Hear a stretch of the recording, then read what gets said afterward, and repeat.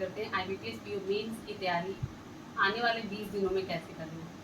तो जब भी रिजल्ट आएगा, और रिजल्ट ये एक्सपेक्ट किया जा रहा है कि इस मंथ के आपके इस वीक में आ सकता है रिजल्ट, क्योंकि रिजल्ट का टाइम ओवर हो रहा है। रिजल्ट अब तक आ जाना चाहिए, बट अगर नहीं आया है तो आप ये मान के चलिए कि इस वीकेंड तक आपका रिजल्ट में भी पॉसिबिलिटी ज़्यादा है कि आ जाए।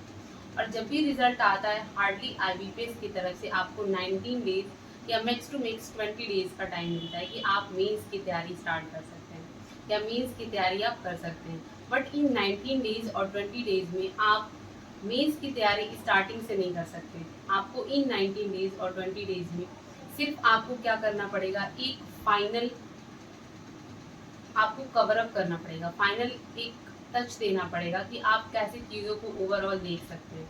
तो ओवरऑल बात करें तो सबसे पहले आपको क्या करना पड़ेगा, इन 20 दिनों में रिजल्ट आने के बाद आप ये चीज़ अभी से स्टार्ट कर सकते हैं। जो भी आप मॉक टेस्ट प्रेफर करते हैं, आप जिसमें भी कंफर्टेबल हो, जो भी आप मॉक टेस्ट देते हैं, या फिर वो स्मार्ट पीड़ा हो, प्रैक्टिस मॉक हो, ऑली बोर्ड हो, जो भी आप देते हैं वो आपके कन्वीनियंट के हिसाब से होना चाहिए।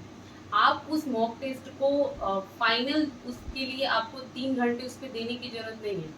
आप क्या करिए, पेपर को सबमिट करिए।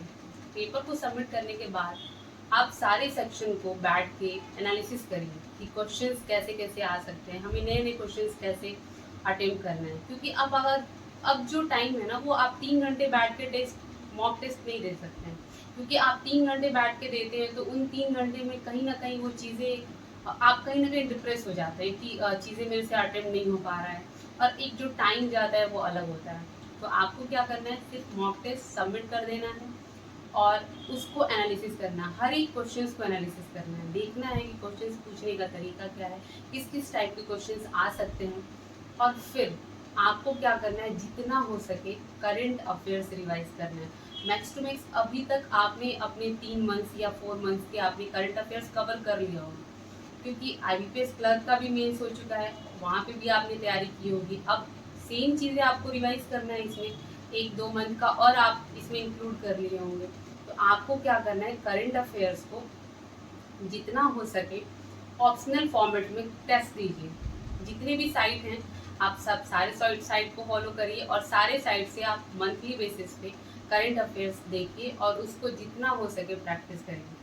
कुछ नया करने की ज़रूरत नहीं है, कुछ नया पढ़ने की ज़रूरत नहीं है, कुछ नए कॉन्सेप्ट सीखने की ज़रूरत नहीं है। आप जितना कुछ सीखे हैं उसी को क्या करना है, बार बार रिपीट करना है, बार बार प्रैक्टिस करना है। क्योंकि एग्ज़ाम में नई चीज़ें बहुत फ्रिक्वेंटली रिकॉल नहीं हो पाती, जितनी कि पुरानी चीज़ें हम कई बार रिपीट किए होते हैं वो जितनी जल्दी रिकॉल हो पाती है।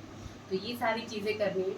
तो आपको एक फाइनल क्या करना है, मॉक टेस्ट सबमिट करके एनालिसिस करना है, और करंट अफेयर्स एटलीस्ट 4 मंथ का तो आप बिल्कुल अच्छे तरीके से याद होना चाहिए। ऐसा नहीं कि हम इसमें कंफ्यूज हो रहे हैं, नहीं।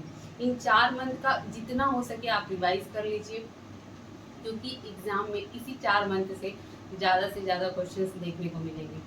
ठीक है, और स्टैटिक्स पोर्शन भी इन्हीं 4 मंथ से रिलेटेड, करंट अफेयर्स न्यूज़ से रिलेटेड होना चाहिए।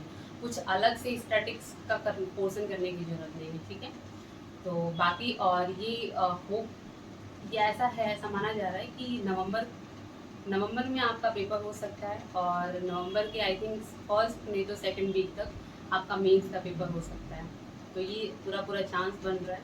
तो आपके पास ओवरऑल अगर देखा जाए तो अभी भी 20-25 दिन का टाइम है। आप आराम से ये सारी चीज़ें, 20-25 दिन का शेड्यूल है, आप बना सकते हैं और इस चीज़ को फॉलो कर सकते हैं। बाकी ऑल द बेस्ट।